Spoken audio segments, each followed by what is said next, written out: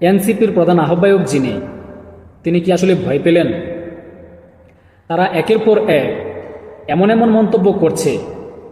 এখন কেউ কেউ বলছে এই মুহূর্তে নির্বাচনে এনসিপি আসলে আর সেখানে প্রত্যেকটা সিটে যদি বিএনপির প্রার্থী থাকে, জামাতের প্রার্থী থাকে, আর বিপরীতে যদি এনসিপির প্রার্থী থাকে, আওয়ামী লীগ জাতীয় পার্টির কথা তো বাদই দিলাম, সারা বাংলাদেশে 10টি সিট পাবে কিনা সন্দেহ আছে।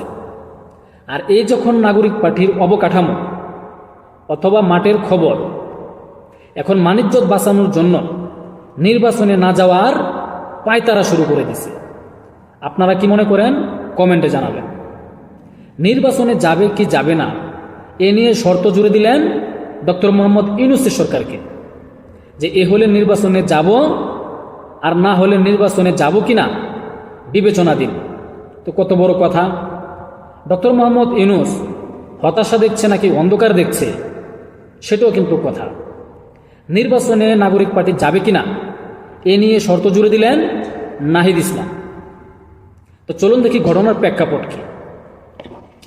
নাহিদ ইসলাম বলছে ন্যূনতম নয়, মৌলিক সংস্কার চায় নাগরিক পার্টি। তাদের স্পষ্ট বক্তব্য, মৌলিক সংস্কার ছাড়া নির্বাচন হলে তাতে এনসিপি অংশ নিবে কিনা তা বিবেচনায় থাকবে। এই ব্যক্ত বক্তব্যের প্রেক্ষাপট কি? বৃহস্পতিবার বিকেলে মার্কিন প্রতিনিধি দলের সাথে বৈঠকের পর সাংবাদিক একটা ব্রিফ করেছে নাহিদ ইসলাম। বর্তমান মাঠ প্রশাসনের নিরপেক্ষভাবে কাজ করছে না, মানে প্রশাসন নিরপেক্ষভাবে কাজ করছে না, এটা নাহিদ ইসলামের বক্তব্য। অনেক জায়গায় প্রশাসন বিএনপির কাজ করছে, মানে বিএনপির পক্ষে কাজ করতেছে প্রশাসন। হ্যাঁ, অনেক প্রশাসন অনেকেই ভাবতেছে যে বিএনপি একটা বড় দল, আগামীতে ক্ষমতায় আসবে, কাজ করতেছে কিছু কিছু জায়গায়। আবার কিছু কিছু জায়গায় কিন্তু নাগরিক পার্টির পক্ষেও কাজ করতেছে, এটাও কিন্তু সত্য। নাহিদের বক্তব্য, এই ধরনের প্রশাসন নিয়ে নির্বাচন গ্রহণযোগ্য হবে না বা সম্ভব না। নির্বাচনের লেভেল প্লেইং ফিল্ডের একটি নিরপেক্ষ প্রশাসন ও পুলিশ নিশ্চিত করতে হবে। তাদের বক্তব্য, রাজনৈতিক পরিস্থিতি সংস্কার কার্যক্রম নির্বাচন নিয়ে আলোচনা চলছে। সংখ্যালঘুদের নিরাপত্তা নিয়ে আমেরিকার প্রতিনিধি দলের সাথে আলোচনা হয়েছে। বিভিন্ন জায়গায় জাতীয় পার্টি, নাগরিক পার্টির নেতাকর্মীদের উপর হামলা হচ্ছে। হ্যাঁ, এটা সত্য, বিভিন্ন জায়গায় নাগরিক পার্টির উপর হামলা হইতেছে, তারা ব্যাপক মারধরের শিকার হইতেছে। কারণ কি? তারা এই যে এত বড় একটা সাম্রাজ্য ধ্বংস করছে, আওয়ামী লীগ তাদেরকে ছাড়বে না, এটা কিন্তু সত্য।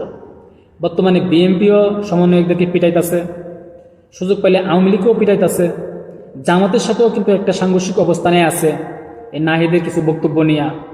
তো এই যে সমন্বয়করা বর্তমানে কিন্তু একটা মাইন্ডের চিপায় আছে, বিভিন্ন জায়গায় তারা হেনস্থার শিকার হইতেছে। আর রাজনীতি সবাই করে ক্ষমতার জন্য, ক্ষমতায় গেলে প্রতিদ্বন্দ্বী থাকবেই, এটা বাস্তবতা। তো দেখা যাক এই এনসিপি নির্বাচনে আসে কি আসে না।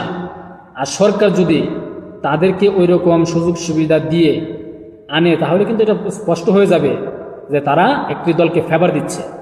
বিএনপি কিন্তু প্রায় সময় বলে যে তারা একটি দলকে ফেভার দেওয়ার জন্য এরকম কার্যক্রম করে যাচ্ছে। আর পেঁচটা লাগছে কোথায় থেকে? কয়েকদিন আগে মির্জা ফখরুল ইসলাম একটা আলোচনা করেছিল ডক্টর মোহাম্মদ ইউনূসের সাথে নির্বাচন নিয়ে, আর সেখান থেকে নাহিদ ইসলামের ঝামেলা পাকাইছে যে না, নির্বাচন ডিসেম্বরে হবে না। বিএনপির বক্তব্য ন্যূনতম সংস্কার করে ডিসেম্বরে নির্বাচন দেওয়ার জন্য। আর নাহিদ ইসলামরা বলতেছে নাগরিক পার্টি যে ন্যূনতম নয়, মৌলিক সংস্কার করে নির্বাচন হবে। তো দেখা যাক বিএনপি কি নির্বাচন আদায় করে নিতে পারে, নাকি নাহিদ ইসলামরা নির্বাচন ঠেকিয়ে রাখতে পারে বা সংস্কার শেষে নির্বাচন হয়। অপেক্ষায় থাকুন। আসসালামু আলাইকুম।